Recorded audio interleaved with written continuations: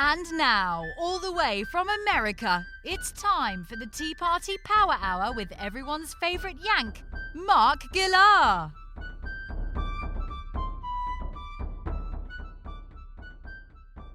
Welcome to the Tea Party Power Hour. My name is Mark Gillar. My first guest this morning is Mr. Clais Ryn. He is the author of many books and has for 35 years been the co-editor of Humanitas. Claes is here today to talk to us about his brand new book, The Failure of American Conservatism and the Road Not Taken. Claes, welcome to the show.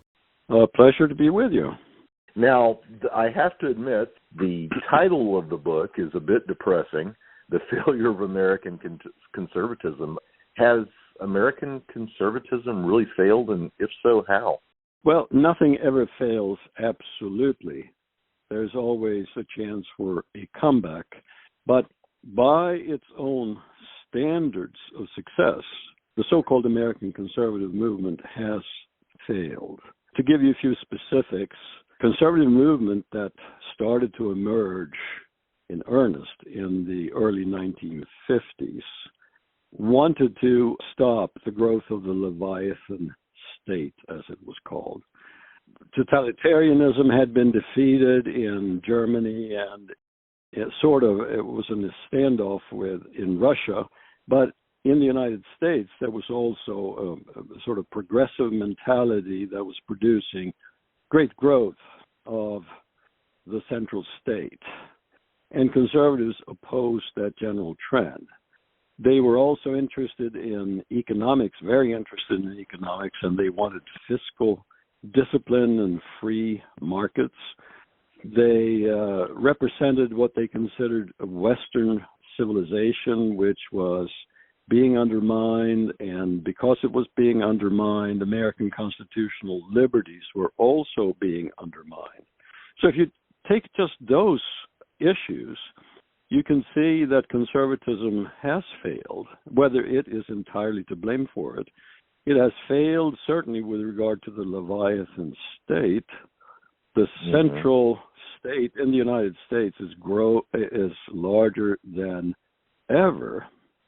As for fiscal discipline, I think that is the last term that anybody would use to describe the financial management of the U.S. government. And if we look at what might be the most important of all subjects, trying to protect what remains of the Western civilization, it has effectively, in our dominant media, in the culture generally, been replaced by cancel culture and woke, which is just about antithetical to traditional classical and Christian culture. With regard to fiscal responsibility, I heard Phil Gramm speak once, and he said that a Democrat and a Republican will both spend every penny of your tax dollars, then spend money they don't have, and the only difference between the two parties is the next morning the Republican might feel a little more guilty about it. So I wholeheartedly agree with what you're saying with regard to fiscal conservatism. Now, you bring up wokeism. And I note in the book that you state that we shouldn't be surprised that wokeism emerged. Why is that? Because people who have paid attention to the mind and the imagination in Western societies could see that woke and cancel culture were simply the most recent manifestations of long-standing trends. It's not a matter of saying that America turned in the wrong direction in 1950 or something like that, or just after the war. Certain trends that have undermined the core values of Western civilization have been underway for a couple of centuries, more than a couple of centuries. And we could discuss in detail what that was about, but let me try to summarize it very, very briefly. A certain view gained ground starting in the 18th century. It was associated with the philosopher of the French Revolution, Jean-Jacques Rousseau. The French Revolution was in 1789. He argued that all of Western civilization was based on a profound misunderstanding. That understanding had been that human nature is cleft. Human beings have higher and lower potentialities. Christianity talked about original sin and the need for parents, churches, communities to buttress what was highest in human beings. That is to say, the crux of the problem is never external to humanity. It's not external social institutions or external phenomena of any kind. The heart of human problem is that humanity has to somehow contain its self-indulgence, its egotism, its recklessness. We are prone to making huge mistakes. And humanity over the centuries has dealt with that problem by building social institutions, the family in particular, churches, etc. But Rousseau argued that the problems we are facing, inequality, oppression, everything bad, it's due not to some chronic weakness of human nature. It's due to perverse social institutions. And the problem is, or the solution is, to get rid of all that has been inherited, that has been allegedly intended to improve human beings. Sweep it all away. This is the spirit of revolutionary thinking. And the revolution in France was, of course, followed by other revolutions. The Soviet or the Russian Revolution comes to mind, but there are others. The Cuban Revolution, etc., etc. So, cancel culture has been on the agenda for a very long time. Rousseau was the first cancel culturist. So when in America in the 1970s and the late 60s, we had the cancel culture of that time, namely the counterculture, as it was called, or the new left. This was just a variant, a revolutionary, quasi-progressive impulse that had been present for a very long time and that had only grown stronger in time. So this is the reason why nobody who is familiar with history and the evolution of culture should not be surprised by what has happened in recent decades. It seems to have really become extreme, though, in the last few years. I mean, we have transvestites reading to kindergarten children. We have the governor of Florida having to remove books from school libraries that teach young boys how to perform certain acts on adult men. It really seems to be a situation where they're almost trying to see what they can think of next to offend us. So what do you attribute the extreme nature of some of the things this woke culture is coming up with? No, I think you're right. The people who are proposing these things, they're testing the limits. And they know that if they can even affect the minds and the imaginations of little children, their chances of destroying whatever remains of traditional civilization go up dramatically. Now, one of the themes of my book is that the movement conservatives failed because they were not sufficiently attentive to these deeper developments within the culture, within the mind and the culture, within entertainment, within the movies, within the publishing industry. This is where the mind and the imagination of people is shaped for the future. That is, if you have control of these institutions, Hollywood is a very good example in the American case, then you manage to insert yourself into the heart of hearts of the growing generation.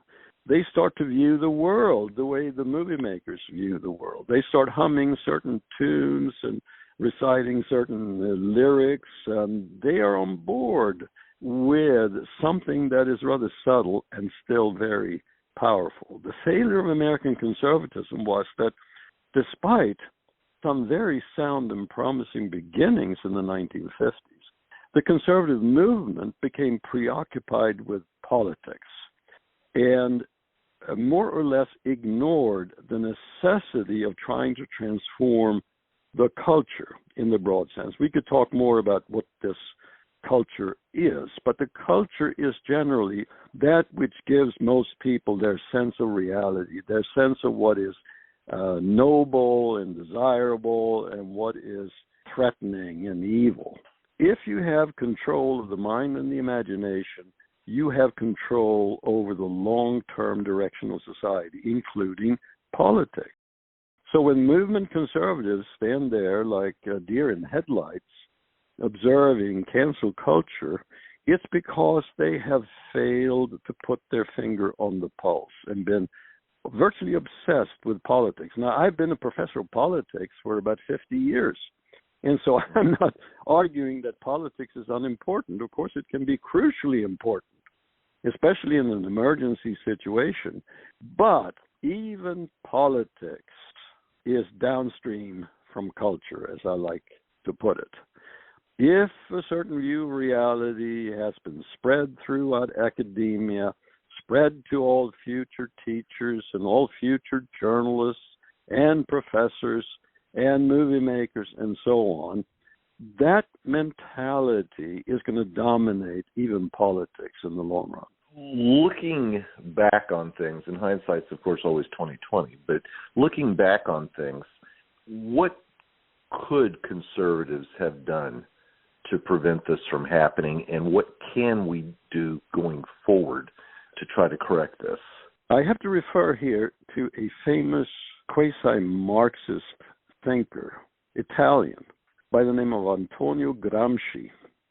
We don't need to go deeply into him, except for me to point out that he understood, because of influences working on him, that in order to change society, you have to have what he called a march through the culture.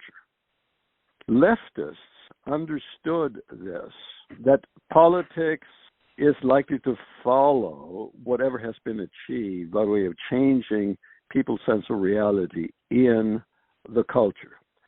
So what conservatives might have done early on, once the conservative movement got underway, is follow the direction or the suggestions of some prominent people, including Russell Kirk, whose 1953 book, The Conservative Mind, made him the father of modern American conservatism.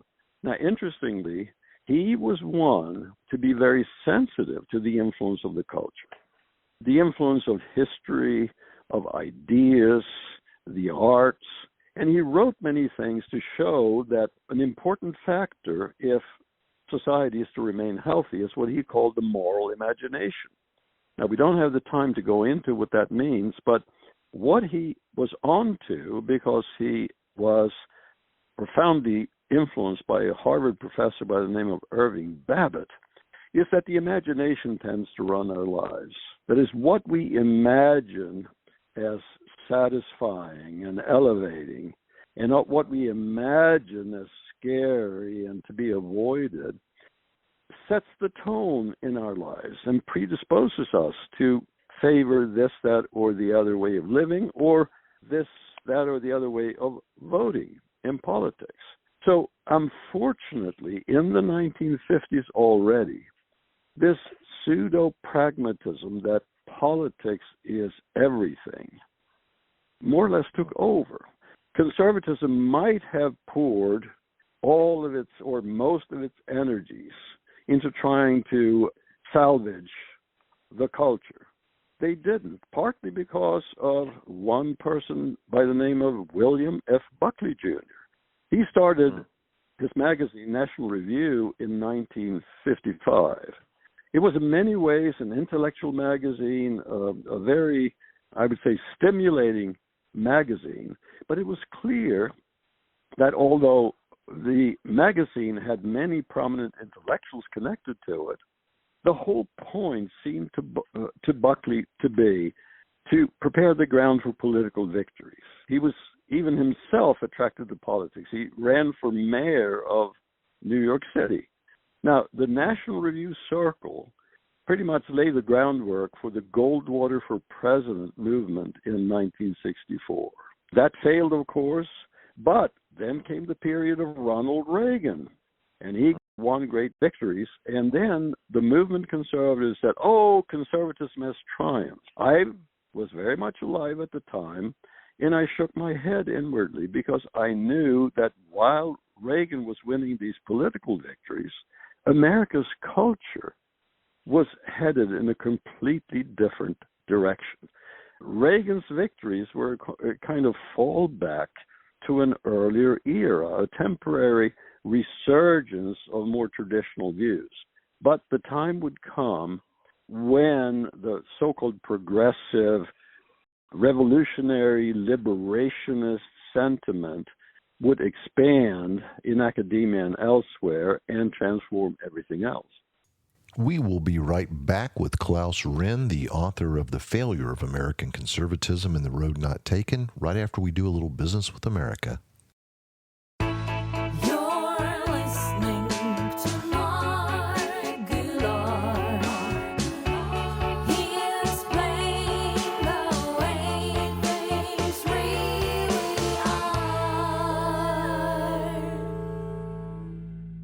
And we are back with Clais Ryn, the author of The Failure of American Conservatism and the Road Not Taken.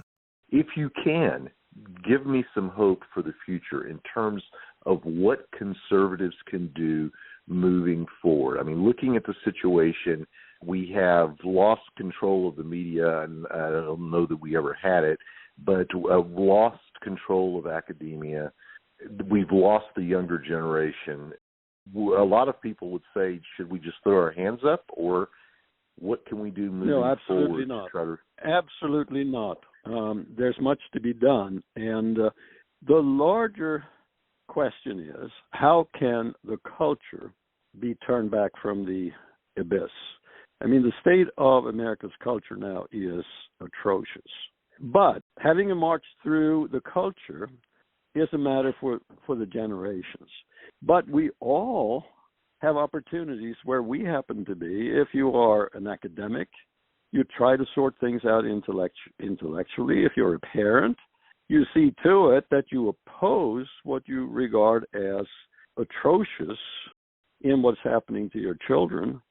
You don't attend churches that play along with wokeism, etc. Let me say, this may sound unexpected, that it certainly is not sufficient to say, let's go back to the churches, then everything will be straightened out. That's not a very propitious statement, in as much as the churches themselves have become, in large measure, a conveyor belt for woke and cancel culture. A lot of churches are trying to prove that they're not backward or reactionary. They are right on top of things. That is, they're pandering to trends that are ultimately completely destructive of Christianity.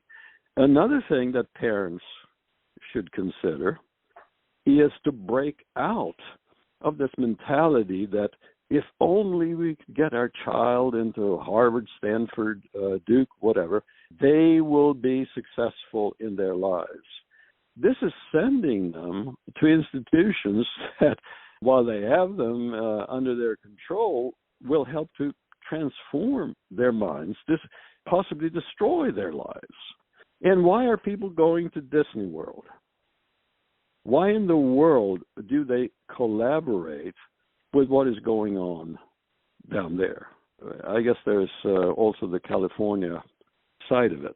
So I'm saying that there are any number of things that the grassroots people can do to change, or to do something to change the dynamic. I do have this feeling that when the woke cancel culture crowd started to get into the kindergartens and started to try to influence the way we view sexual matters, they may have gone too far. Now, they only talked to people like themselves, so they thought, oh, everybody is going to be eventually coming along. Not so. I think that now many, many parents are starting to say, what? I'm asked to have my kids attend? Well, you know what sorts of things are being proposed. I think maybe Here, the woke cancel culture crowd, this decadent culture, has overreached, and there may be a backlash when the kids are being appropriated. Many parents will say enough. I think we are seeing that, and of course the woke crowd is mislabeling the parents as being right-wing extremists, and I think the FBI thinks they're dangerous when they speak up at meetings. But I think another example of that overreach might be what happened with Bud Light recently. Finally, Sure. A group of people stood up and said, "You know what? Enough of this." And people now, and of course part of this has to do with Elon Musk purchasing Twitter, but we're starting to see online people coming forward and just saying, no, enough is enough. We're not going to tolerate this. And I guess that's a good beginning. People choosing their principles over money. A good example of that would be, I believe, a podcaster named Joe Walsh was told by YouTube that he had to refer to Dylan Mulvaney by Mulvaney's preferred pronouns, and he said no, and he sacrificed $100,000 a month in revenue by leaving YouTube. But we're starting to see people choose principle over money. We're starting to see people say, I think, I don't care what anyone thinks of me. I'm going to stand by my principles, and you are not going to teach this to my child. You are not going to put this book in the school library. You are not going to enter the classrooms of young children and recruit them to some sort of perversion. So I think you're very much correct in that it's starting to happen. And the question is this going to be a brief blip, or will the rejection of wokeism continue? Yeah, let me add on that subject that there's one thing that's more important than perhaps anything else, and that is that in order to come up with cures, we first have to have very realistic, uncompromisingly realistic assessment of what the problem is. I think that because conservatives have been so preoccupied with practical politics, raising money and talking about nothing about other than who's going to be the next president and so on, they have been sort of sidetracked from where the real action is for the long-term future. And I think it's going to take a long time probably for conservatives to wean themselves off this Johnny One-Note approach to politics.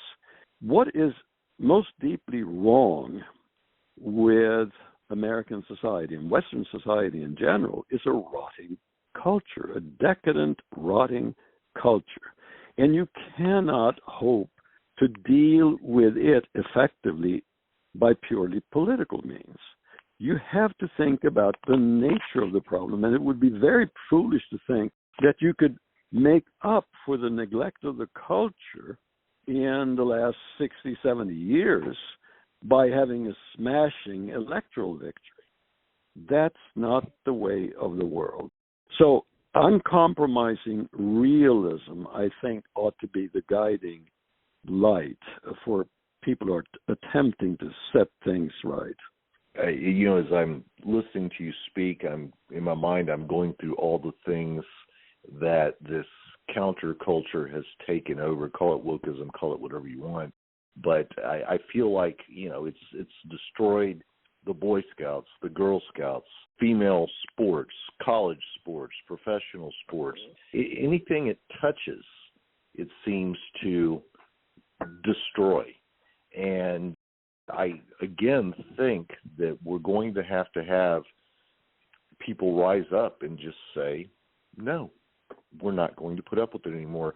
And I think you're also very correct in that when they went after the children, that's when parental instincts really kicked in, and they said, okay, I've been putting up with a lot of this, but this is where I draw the line. So, again, Hopefully it's the beginning. Hopefully it's the beginning of a true rejection of this. I graduated college in 1986, and even then, we were already hearing, let everybody do what they want. Don't judge others. Don't judge others. You can't do that. And then I guess 10 years ago, I'm in a college town. I'm speaking to you about 5 miles from Texas A&M University, and you hear the kids saying, "Don't be a hater. Be open-minded. Don't be a hater." And it's as if they're being taught to accept everything. Then I hear things coming out of the WEF where they're trying to both legalize and normalize pedophilia.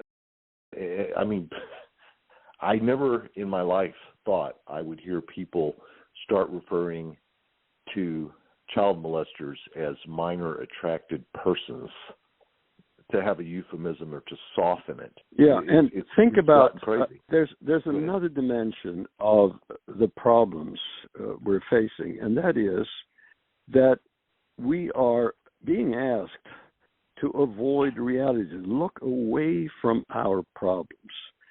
We all know about the drugs being everywhere. We know about the condition of the inner cities of the United States. At the same time that certain politicians would like to reduce or to abolish the police. Now, at the same time that social problems galore all around us, what are we doing abroad? We have been taught by a certain kind of pseudo-conservatism that the United States exists to do good in the world.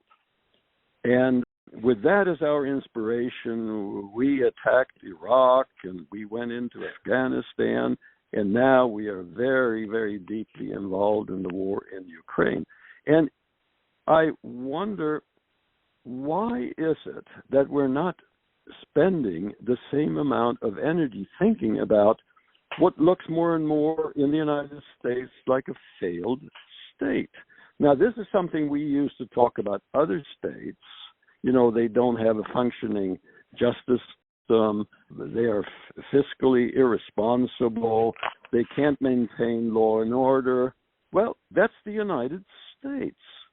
The United States is facing enormous problems, but instead of dealing with them and putting financial and other resources into making the best of our own society, we are internationally trying to improve the conditions of people on the other side of the world. There's something of sheer avoidance of reality here, trying to distract Americans from the heart of the problem, which, as far as America is concerned, is right here.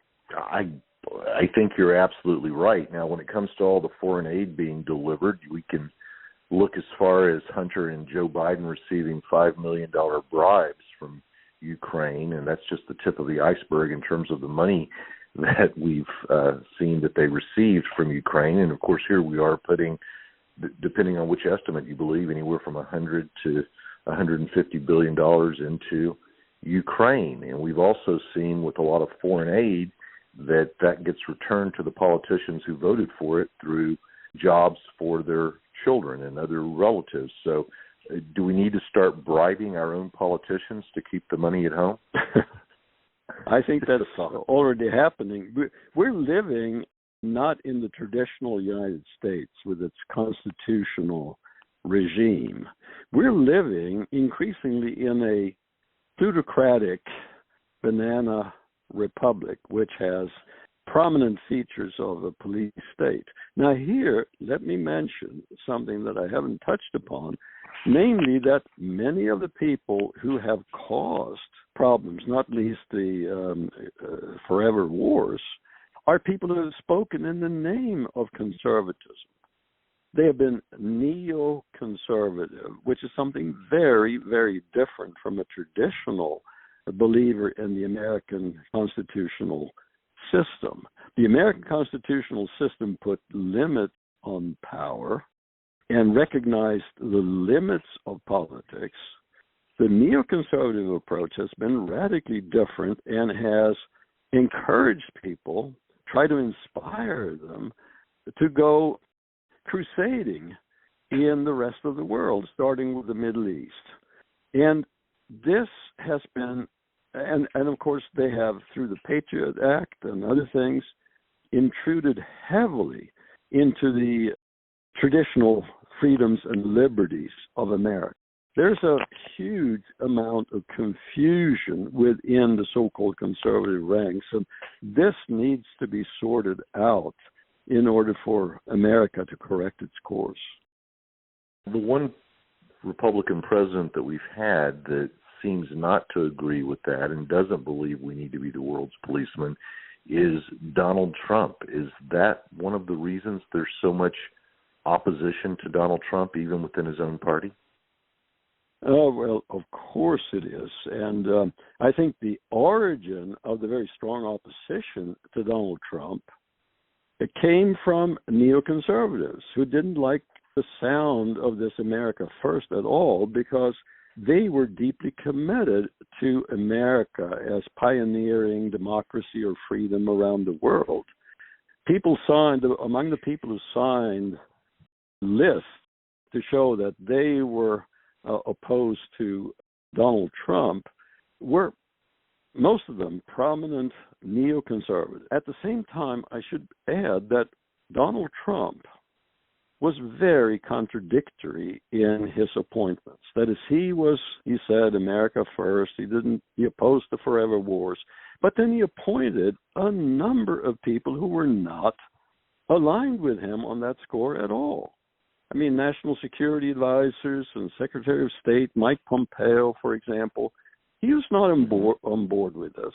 And so you have to ask yourself, how did those appointments come about? I think because Trump was not really up on who was who, he got the advice of people who were entirely too friendly with the neocons. And one question you have to ask is if Donald Trump has learned from these mistakes, because they were genuine mistakes. Appointing Bolton, for example, as National Security Advisor. Yeah, it's funny, when you were speaking, I was thinking of Bolton the whole time. I don't know whether or not we'll ever see Donald Trump in the White House again, but if we do, it will be interesting to see if he makes better choices in terms of his appointments. Claes, that's all the time we have today. I want to thank you for being on the show. The book, again, is entitled The Failure of American Conservatism and the Road Not Taken by Clais Ryn. And I think you're giving us some answers to questions that I see people posing every day on social media. How did we get in this situation? How did we let this happen? When did this start? So I would encourage everyone to go out and grab a copy, I assume wherever good books are sold. And yes, thank you again for being on the show. Love to have you back sometime. Thank you. It's been a pleasure. Absolutely. Have a great day, sir. You too. You've been listening to the Tea Party Power Hour with Mark Gillar.